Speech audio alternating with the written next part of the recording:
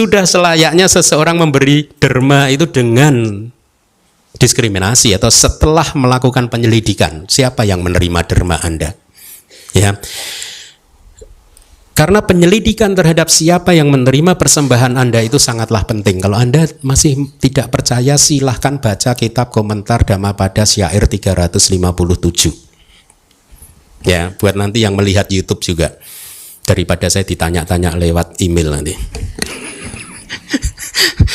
Terus ada kalimatnya lagi, ini dari kitab penjelasannya. Ewang tang sukete, artinya di dalam ladang yang baik seperti demikian itu, suwuta bijang wiya, seperti benih yang ditanam di ladang atau tanah yang subur.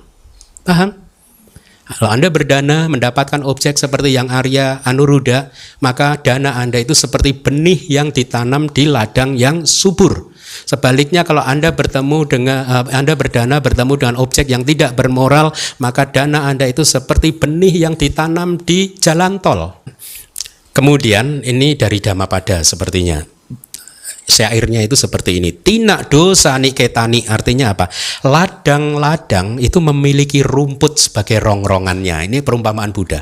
Ladang itu mempunyai rumput, artinya seperti benalu sebagai perongrongnya. Ya, yang membuat ladangnya itu tanamannya jadi keganggu. Paham ya? Jadi kalau ladang ada rumputnya, maka tanaman kita terganggu kan? Nah ini kata-kata Buddha begini, tina dosa niketani, ladang-ladang itu memiliki rumput sebagai rongrongan atau sebagai perongrong, ya, benalu yang mengganggu kesuburan ladang. Itu hanya perumpamaan yang dipakai Buddha untuk menerangkan syair berikutnya, baris berikutnya. Tanha dosa ayam paja, orang-orang atau manusia-manusia atau para manusia itu memiliki tanha sebagai perongrongnya, sebagai benalunya. Apa itu tanha? Kehausan atau nafsu keinginan. Jadi karena seseorang yang masih kuat tanhanya, nafsu keinginannya, maka dia menjadi ladang yang tidak subur. Tahu perumpamaannya? Seperti ladang yang dipenuhi oleh rumput-rumput liar, dia menjadi ladang yang keras, tidak gembur, tidak subur. Maka objek persembahan Anda yang hatinya masih penuh dengan tanha, dia bukanlah ladang yang subur karena dia adalah ladang yang dipenuhi oleh rumput liar yang disebut tanha dan dosa. Oh, bukan tanha saja, nafsu keinginan. Dosa di sini artinya perongrong, cacat, perongrong, ya.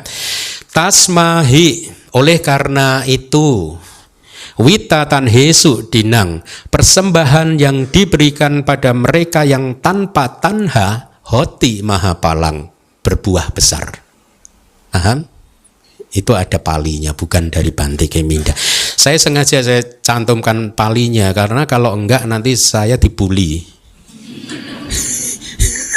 Kalau begini silahkan membuli Dhammapada.